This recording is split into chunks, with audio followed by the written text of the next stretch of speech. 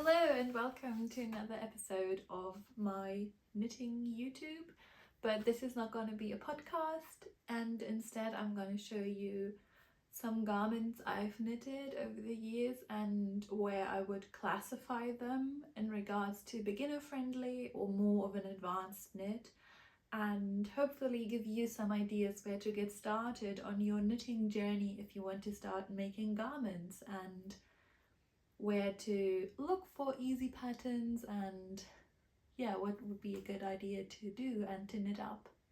So let's get started. The first item is the Novice cardigan. You've seen me show this off as a finished garment in my first knitting podcast episode, and this is a pattern by PetiteKnit, so it's very size inclusive, very easy to understand and get into, and also available in a lot of languages. You'll see quite a few PetiteKnit patterns in this episode, but I've tried to find other designers that have beautiful designs, one of them being my own. But I think you'll find PetiteKnit a great starting point to get into knitting bigger things. She also has lovely patterns for small items, but yeah, they are very easy to get into, and this is a lovely thing to get started with because you probably know knitting in rows, and a cardigan is knitted in rows, and you'll learn to do magic loop or knitting on DPNs for the sleeves, but it's just a quick knit because the needle size is 6mm and I think 5 or 7 and 6 or 6 and 5. I don't really remember, but anyway, it's a larger needle size, so it really does knit up quite quickly, and you'll feel so accomplished having done a button band, and yeah, it's a lovely thing to do and to knit up. And the next item I have is my own pattern. I've shown you before, but let me put it on real quick. So here we go. This is my Rhabarber sweater, which will be translated into English next month, I hope, and will be released in English and with more sizes soon.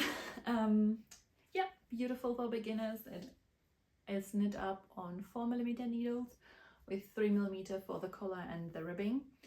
And one thing I would especially mention with this pattern compared to other beginner patterns is you only knit with one strand of yarn. So it's a bit easier to manage and there are less tangles. And yeah, I think I've talked about this sweater enough in the last video, but I'm so happy you seem to be enjoying it, and yeah, I'm excited to see all the Rhabarber sweaters you'll knit up. And now for my most worn sweater. This is the Sunday Sweater Mohair edition by PetiteKnit, and it is so lovely. I made it in this beautiful lilac lavender color.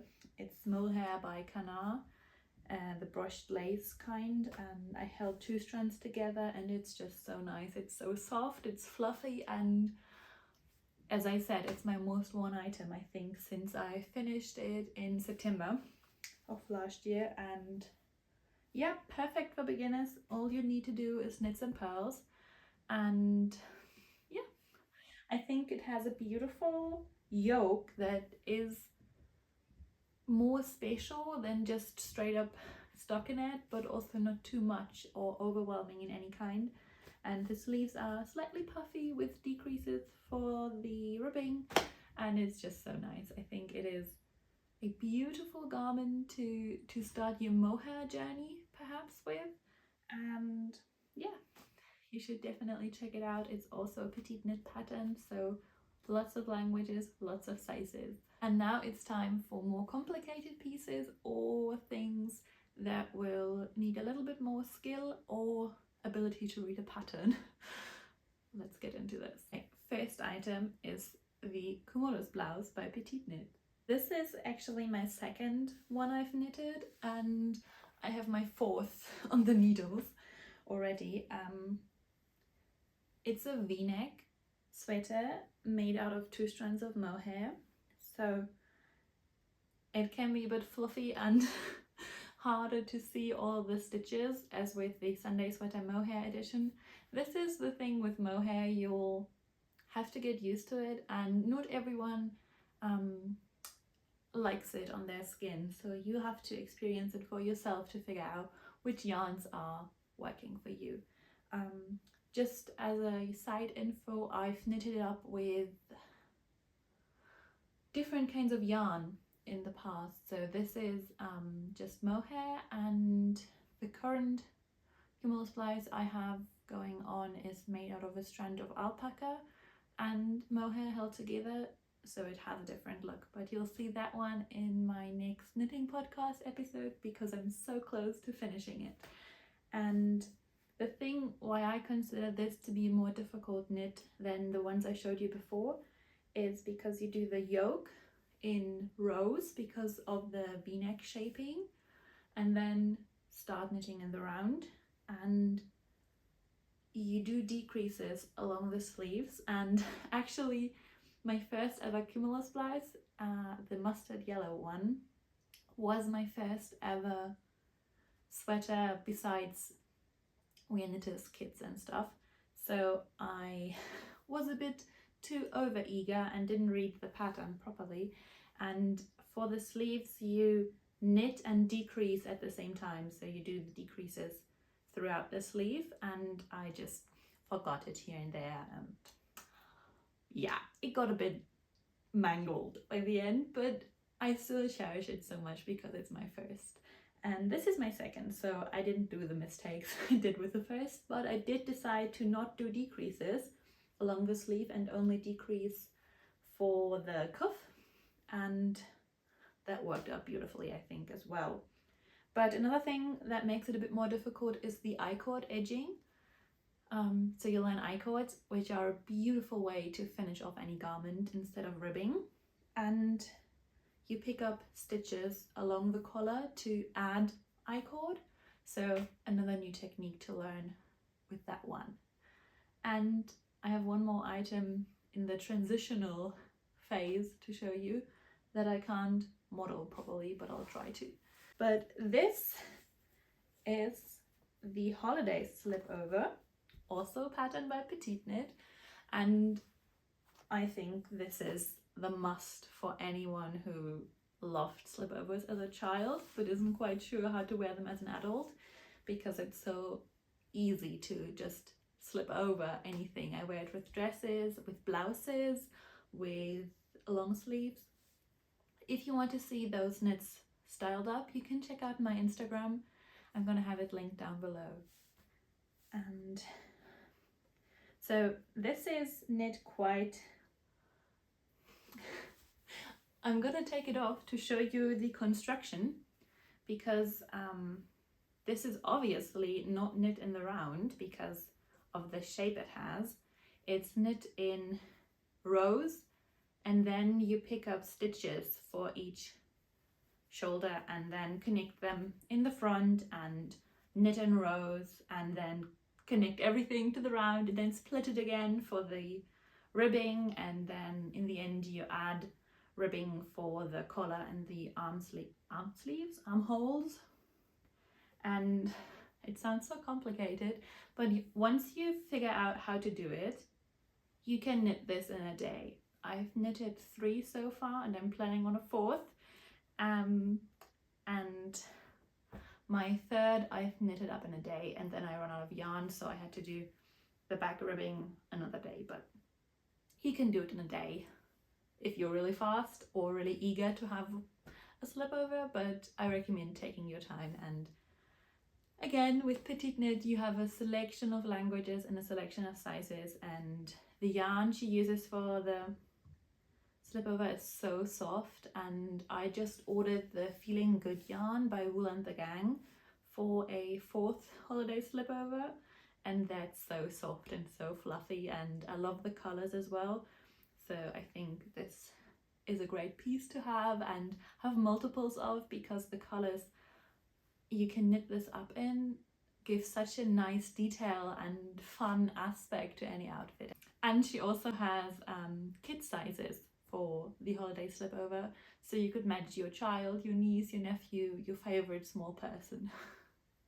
And for the last category of difficulty in this video, I have my Oslo sweater to start with, another PetiteKnit pattern. Yeah, this is another PetiteKnit pattern that I've finished up last May, I think, and I've worn it so much. It's a drop shoulder pattern, so you can see it doesn't have any raglan increases or the kind of increases used in PetiteKnit's Novice pattern or Sunday pattern. It's the same with the holiday slipover. You knit in rows for the back and then pick up stitches for the shoulder, and then you pick up stitches for the sleeves, and it has decreases on the sides, and the collar is double folded down. And I think it's such a beautiful classic timeless piece that everyone should have in their wardrobe, in their handmade wardrobe at some point, or something similar. And again, I just love PetiteKnit patterns for their simplicity and the accessibility of it. This was my first construction of a sweater in this way, and I found it to be quite easy to understand, and the only thing I regret a little bit is not making the sleeves longer, but as I always wear my sleeves tucked up, it doesn't really matter. And now we come to the more special and fancier pieces that are not by PetiteKnit. This is a beautiful sweater by Milla Mila. Milla Mila or Milla Mila? She's a Norwegian designer, and this is the Neighbour Sweater. And I'm going to show you the back. I think it's so beautiful with the little bow in the back, and the sleeves, the decreases for the sleeves are so special. They are so intricate, and same with the ones on the body. And it's finished off with an I-cord again, also on the collar, and you add short rows to shape it perfectly so it sits really nicely on the yoke. And yeah, those are all the aspects why I would consider this to be a more difficult knit. Same with the back, because it has an open back, you will need to knit in rows for a while and do short row shaping as well as raglan increases all in rows, which is a bit more difficult, but definitely doable. And still, I consider this to be a level 3 knit. And the last item I have for you is the piece de resistance, my cardigan number 4 by My Favorite Things Knitwear, knitted in 3 strands of mohair in brioche with a raglan increases, and the shaping is for V-neck cardigan, not a round one like the Novice cardigan, and you knit the button band at the same time as you knit the cardigan. Let me put it on.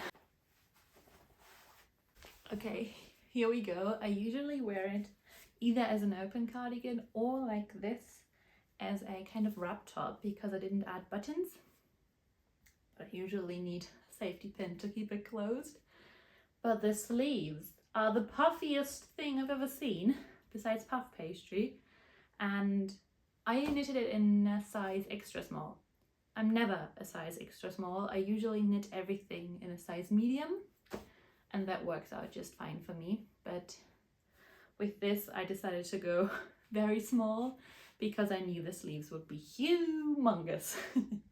But yeah, this is a different stitch pattern, and yeah, new techniques, so you'll learn a lot whilst knitting this, and it's such a beautiful thing to wear, and I get a lot of wear out of it all year round actually. And yeah, I think if you really feel like I need a cardigan that's so versatile and so pretty to look at, this is for you.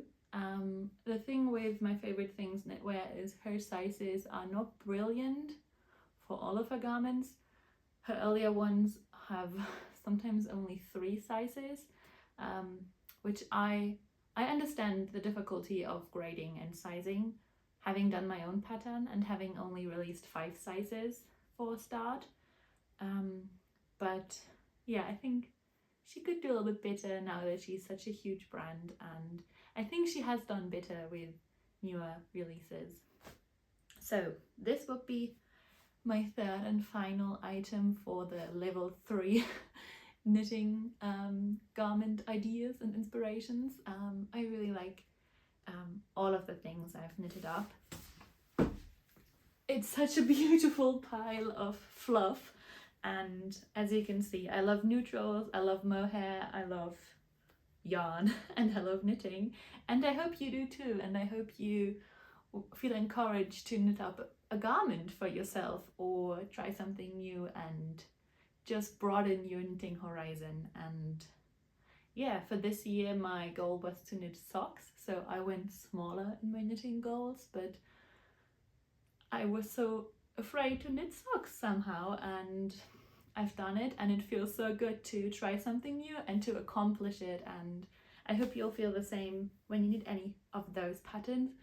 And please drop your favorite patterns down below. I love to find new things to knit, and hopefully we can inspire one another that way.